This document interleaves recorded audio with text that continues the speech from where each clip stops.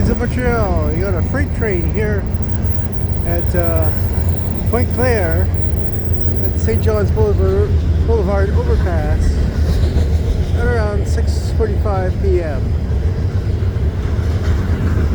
We're waiting for a CP train. This one just happened to come along on the 24th of March, 2026.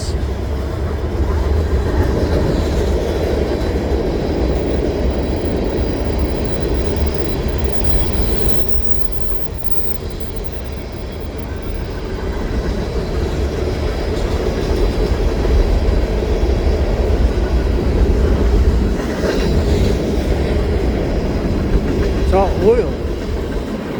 Looks like an oil train. Oh, there's some regular mixed freight.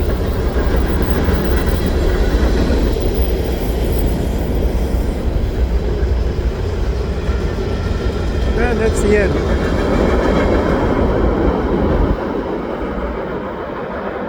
Look what I do.